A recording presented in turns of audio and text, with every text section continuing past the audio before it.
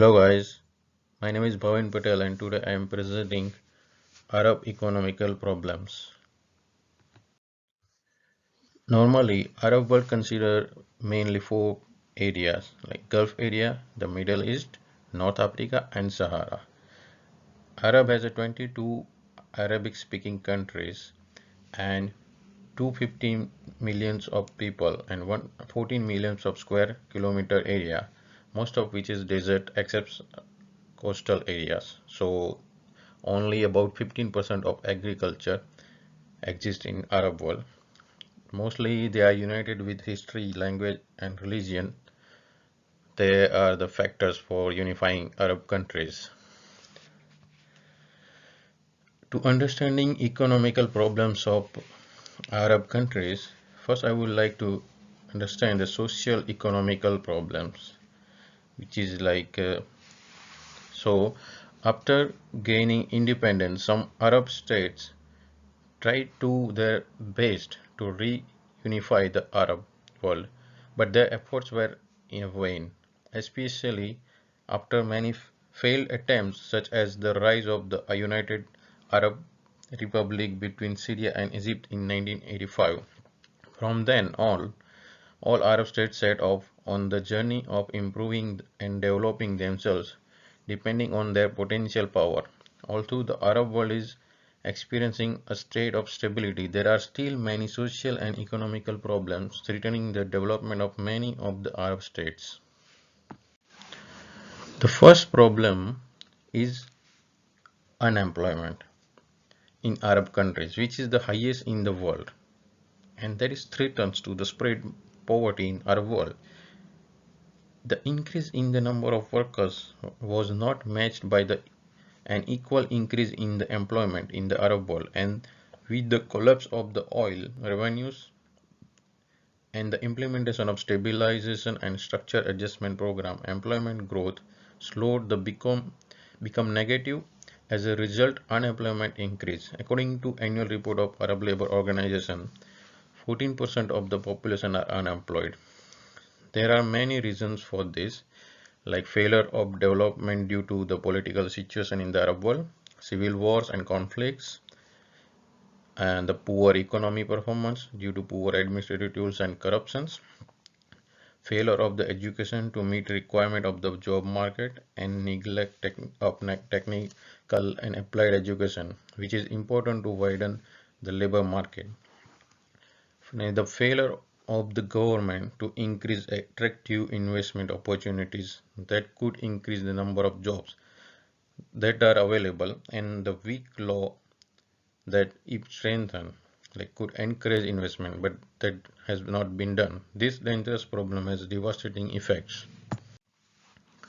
Another social problem in the Arab world is that women do not have access to all the rights in the Arab world. Many women are not given rights, and in some Arab countries, girls under age of 15 are forced to get married to the older person without their consent. Moreover, according to UN data, the proportion of women's representation in Arab parliaments is only 3.4%. Comparatively with the rest of the world is 11.4%. In addition, 55% of Arab women are illiterate. Consider the education of women in particular as essential for the construction of society. Furthermore, women do not enjoy the right to vote in many Arab countries. For example is Kuwait. They do not have right to elect until 2 years. Women's role in society cannot be denied. Otherwise, the whole of society will be threatened. The most dangerous problem in the Arab world is widespread literacy, which is threatening future development. The UN report found that one third of the Arabs are illiterate, and only $10 per person is spent on scientific research. The report also found that almost 9 million children of primary school age are not attending school in the Arab.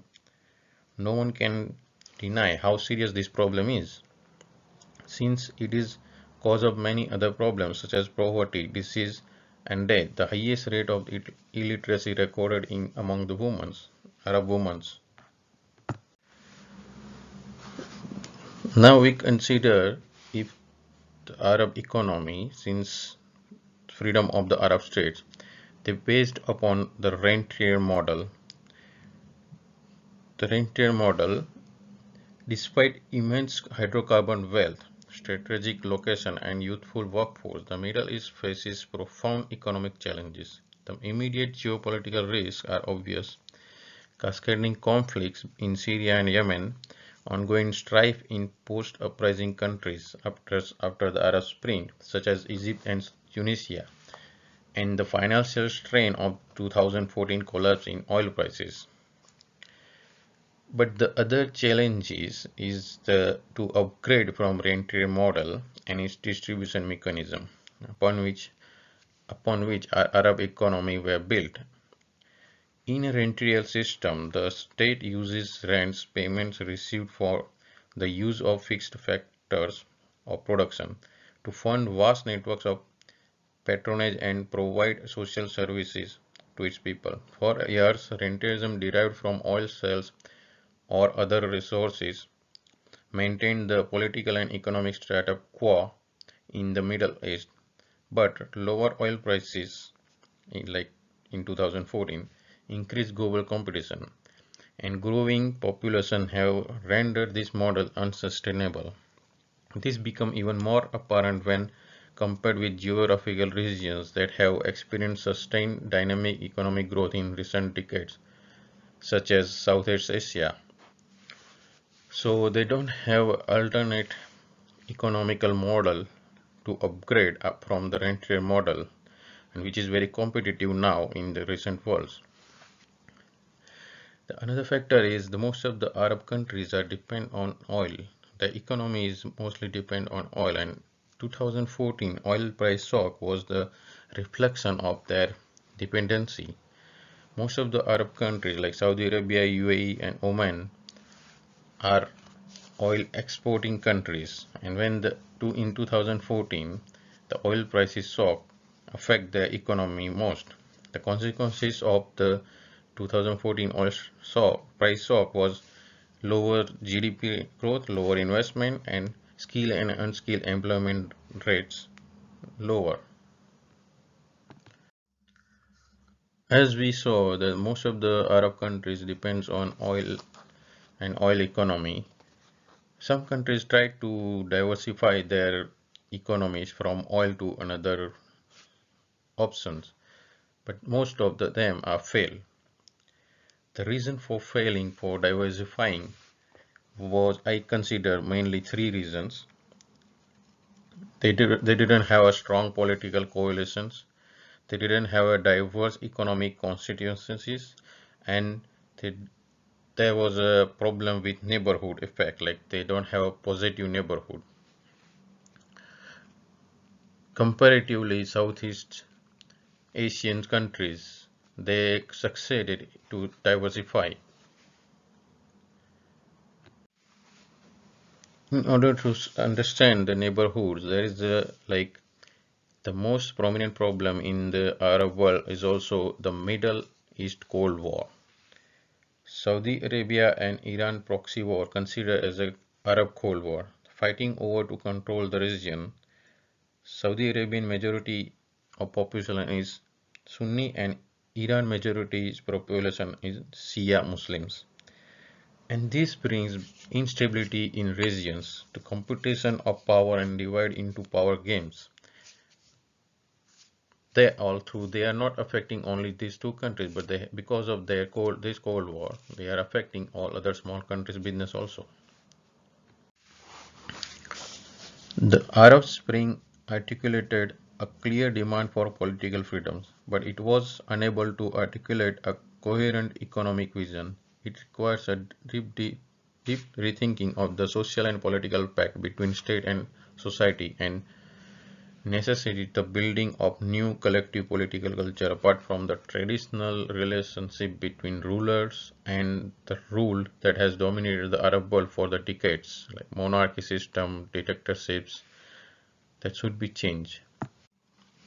Recently, Arab facing Syria and refugee problems, and ISIS like terrorism. That is another problem with Arab economy to take away investment from the Arab world. If the Arab world has lacked dynamic engines of economic growth, it is in part of Egypt and Saudi Arabia, the largest Arab economy and most geopolitically important Arab states, failed to become dynamic economic powers in their own rights. Arab countries' attempt to integrate into the global system of trade in goods and services have yielded modest results. Exports have not been dynamic source of growth, and local conditions have not been favorable to competitiveness as the emergence of crony capitalism weakened the private sector's dynamism. Although increased competition from Asia and Eastern Europe means that the export-led strategy is more challenging now. There seems to be no alternative to finding ways to fit into the evolving international divisions of labors. Thank you.